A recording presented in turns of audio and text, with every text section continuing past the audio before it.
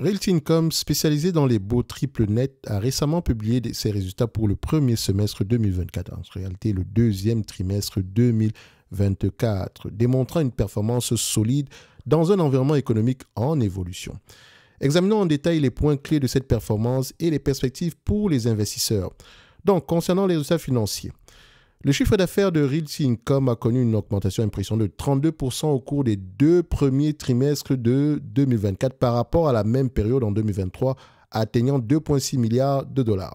Cette croissance significative est principalement attribuée à l'acquisition de Spirit Realty Capital, une société spécialisée dans les propriétés commerciales et industrielles. Les fonds provenant des opérations ajustées, à savoir les AFFO, une mesure clé de la performance des rates, ont augmenté de 2,09$ au premier semestre 2024 contre 1,97$ à la même période l'année précédente. Donc, je rappelle toujours que sur les rates, on ne regarde pas les bénéfices nets. OK? Mais j'aimerais préciser également autre chose. Elle a l'obligation de payer 90% de ce qu'elle gagne en dividende, de ce qu'elle gagne en bénéfices nets. Donc, elle a l'obligation de payer 90% des bénéfices nets en dividende. OK? 90% des bénéfices nets et non 90% des AFFO. La nuance est là. OK? Or, pour analyser une rate, on regarde avant tout avant tout les AFFO. Il y a également d'autres questions à poser derrière les loyers, la durée des loyers, la dette, etc. De toutes les façons, on en parle vous pouvez retrouver cela dans le pack du débutant. Vous avez une formation sur les rates avec une masterclass également. Donc la masterclass ici prend en considération les différents éléments qu'on a appris dans la formation. On les a appliqués dans le monde réel avec une entreprise réelle que vous pouvez retrouver ici également, qu'on a déjà eu tendance à analyser sur cette chaîne. OK? Parce qu'on a des questions à poser au-delà des chiffres. Donc, vous allez retrouver cela dans le pack du débutant. Donc, on continue. Cette croissance modeste de 6% reflète une augmentation des dépenses plus rapide que celle des revenus. Vous n'avez pas remarqué quelque chose? Les revenus augmentent de 32%, les bénéfices, les AFFO n'augmentent que de 6%. Donc, la différence va où? L'augmentation des coûts. OK? Donc, les dépenses de manière générale, que ce soit au niveau de la dette, surtout, je pense surtout que c'est au niveau de la dette. Donc, concernant les prévisions pour 2024, pour l'ensemble de l'année 2024, on prévoit que les revenus augmenteront de plus de 20% pour atteindre 4,98 milliards de dollars. Ce n'est pas moi qui prévois. Je prends les prévisions actuelles, que ce soit ceux des analystes ainsi que ceux du management. Il faut également mentionner que cette entreprise a des revenus prévisibles parce qu'on signe des contrats à long terme. Et très important, quand vous avez une rate qui vous intéresse, toujours regarder la durée, quel type de contrat on a, avec qui on signe ces contrats. Est-ce que ces personnes-là sont solvables? Bref, comme je l'ai mentionné tantôt, vous retrouverez cela dans le pack du débutant, ainsi que dans le programme d'accompagnement que vous allez retrouver jusqu'au 30 du mois de septembre dans le Top Premium+. De toute façon, si vous avez des questions, vous pouvez réserver un appel. OK? Par rapport à ces différents produits-là. Cependant, l'AFFO devrait connaître une croissance plus modeste de 5%, atteignant 4,2 $ par action. Donc, on s'attend à une croissance des revenus de 20% par rapport à l'année précédente, pour la fin de l'année 2024, mais juste une croissance modeste au niveau de l'AFFO. Comme je l'ai mentionné tantôt, c'est parce que les coûts ont également augmenté. Donc, bien que la croissance du chiffre d'affaires soit impressionnante, l'augmentation plus modeste de l'AFFO suggère que le Realty Income fait face à des défis en termes de gestion des coûts. Néanmoins, la société maintient une trajectoire de croissance positive, ce qui est encourageant dans le contexte économique actuel. Quels sont donc les points forts ainsi que les défis? Commençons par les points forts. L'acquisition de Realty Capital a considérablement renforcé le portefeuille de Realty Income, contribuant significativement à la croissance des revenus. Posez-vous toujours la question de savoir, quand une entreprise est en croissance, d'où provient la croissance? Et très souvent ici, quand on paye pour la croissance, on peut surpayer pour cette croissance-là. Parfois également, quand on paye pour la croissance, il peut également avoir des problèmes au niveau de l'intégration. Faites attention. Donc, on préfère généralement une croissance ici organique. Deuxième point fort, la diversification. La récente expansion dans les propriétés industrielles est considérée comme un atout pour l'entreprise, offrant une diversification supplémentaire à son portefeuille. Avant, c'était des propriétés commerciales, essentiellement dans le secteur de la vente au détail. Maintenant, on s'en va de plus en plus vers les entrepôts. D'accord? Donc, elle essaie d'être de plus en plus diversifiée. Ensuite, on va parler du dividende. Me connaissant, si vous êtes nouveau sur cette chaîne, vous savez que le dividende, c'est bien, mais ça ne fait pas tout. dans le sens où ce n'est qu'une politique d'allocation du capital. Donc, à certaines périodes, il vaut mieux payer un dividende, racheter des actions ou rembourser la dette. Ça dépend. On peut faire les trois, comme on peut souvent, généralement, préférer un seul élément parmi ces différents éléments, ces différents postes d'allocation de capital. OK? Donc, la vue critique qu'on a du dividende, c'est par rapport au rendement des AFFO.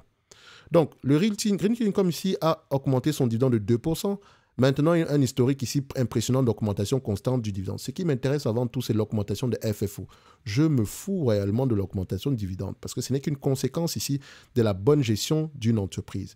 Et donc, je dois critiquer ici le niveau de dividende actuel, mais me poser la question de savoir est-ce qu'il n'était pas plutôt mieux de rembourser la dette, de racheter des actions, d'accord, que de payer un dividende. Donc, on pose toujours ces questions-là. Et je rappelle ici qu'elle a l'obligation de reverser 90% de ce qu'elle gagne en bénéfice net en dividende. D'accord? Or, le dividende ici se paye avec quoi? Les AFFO. Comme quand vous allez regarder ici vos payout ratio, vous comprenez ici que ce n'est pas le payout ratio par rapport au bénéfice net qui est intéressant. C'est le payout ratio par rapport au free cash flow qui est déterminant. D'accord? Quels sont les défis? Premièrement, vous avez la gestion des coûts. La croissance plus lente de l'AFFO par rapport aux revenus indique des défis en termes de gestion des dépenses. Donc, on va devoir surveiller cela. Ensuite, vous avez la dette accrue. La dette totale a augmenté de 30% au deuxième trimestre par rapport à l'année précédente, atteignant 25,5 milliards de dollars, principalement en raison de l'acquisition de Spirit Realty. Et on a tout un module sur la dette dans la formation concernant ici les rates. OK? Concernant les perspectives futures pour la croissance 2025, ici pour 2025, on s'attend une croissance entre 7 et 8%, tant pour les revenus que pour l'AFFO. Donc les prévisions actuelles estiment à 5,36 milliards de dollars pour le revenu et un AFO à 4,5 dollars par action. Donc, on planche également sur une expansion continue. Donc Realty Income prévoit d'étendre ses actifs immobiliers de 3 à 4% supplémentaires en 2025, poursuivant donc sa stratégie de croissance par acquisition. Je mentionne principalement. Donc,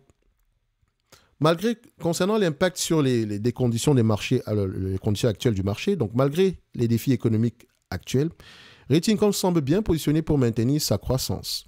La diversification de son portefeuille, notamment dans le secteur industriel, pourrait aider à atténuer les risques liés à des secteurs spécifiques. On peut également mentionner la baisse ici des taux d'intérêt aura peut-être un effet positif quand l'entreprise va devoir refinancer la dette. OK? Ou bien faire des acquisitions dans le secteur. OK? Quels sont les points clés à retenir pour les investisseurs que vous êtes? Croissance solide des revenus, principalement due à des acquisitions stratégiques. Augmentation constante des dividendes avec un taux de distribution soutenable. Diversification accrue du portefeuille, notamment dans le secteur industriel. Gestion prudente de la dette. Et pour ceux qui suivent ici les analyses sectorielles que vous pouvez retrouver uniquement dans le Top Premium Plus, vous savez pertinemment ici qu'on a eu tendance ici à... C'est une entreprise qu'on a tendance... Par rapport aux analyses sectorielles, vous savez à peu près que le segment industriel est l'un des segments les plus intéressants en date d'aujourd'hui. Vous avez également les rates dans le secteur ici des appartements ou bien des maisons unifamiliales. J'ai également fait une analyse concurrentielle que vous pouvez retrouver sur cette chaîne. D'accord?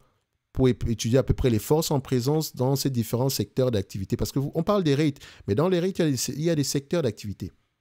OK? Vous ne pouvez pas comparer une rate qui est dans le secteur ici des centres commerciaux, par exemple, qui a essentiellement de l'immobilier dans les centres commerciaux, par rapport à une rate qui a de l'immobilier au niveau des entrepôts. OK? Donc, dans les années sectorielles vous permettent de reconnaître à peu près les dynamiques actuelles sur ce marché-là. Et je sais à quel point c'est important. Vous pouvez retrouver cela dans le service Top Premium Plus. Donc,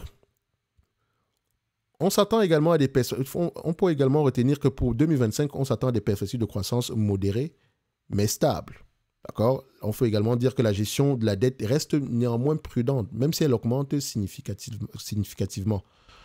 Quels sont donc les facteurs à surveiller? L'évolution des taux d'intérêt et leur impact sur les coûts de financement. L'intégration réussie des actifs de Spirit Realty ainsi que des prochaines acquisitions.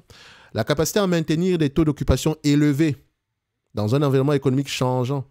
Parce qu'il ne suffit pas juste de recevoir le dividende, il faut que les biens en question soient occupés. Donc le taux d'occupation, c'est quelque chose qu'on regarde. Et également, on regarde à peu près dans les contrats sur quoi on adosse l'augmentation des loyers. Et sur le renouvellement de contrat, qu'est-ce qui se passe en date d'aujourd'hui? Est-ce que la personne, quand elle renouvelle, elle paye plus cher? Est-ce que nos biens sont plus attractifs? Ça nous donne une idée sur l'attractivité de nos biens. Le taux d'occupation également. Ensuite, on va surveiller ici la gestion des coûts pour améliorer la croissance de la FFO. Donc, en conclusion, Realty Income démontre une résilience remarquable dans un contexte économique complexe, avec une stratégie de croissance bien définie, une diversification accrue de son portefeuille et un historique solide de performance. La société semble bien positionnée pour continuer à offrir de la valeur à ses actionnaires. Cependant, les investisseurs doivent rester attentifs aux défis potentiels, notamment en termes de gestion des coûts et d'intégration des nouvelles acquisitions. Pour ceux qui recherchent avant tout ici, ça coûte combien? Est-ce que c'est sous-évalué, etc. J'ai déjà fait une vidéo précédente dessus. Je vous laisse aller chercher. Non, bien sûr que je vais à peu près vous indiquer où est-ce que vous pourrez retrouver la vidéo. Parce que l'analyse quantitative dure moins de 5 minutes. Je pourrais même faire ça en 1 minute littéralement ici. Parce que le plus important, c'est de lire les rapports financiers, écouter les conférences calls et avoir histoire de donner vie à ces chiffres-là. OK? Donc, si c'est quelque chose qui vous dépasse à faire, vous pouvez retrouver cela dans le service d'accompagnement. OK?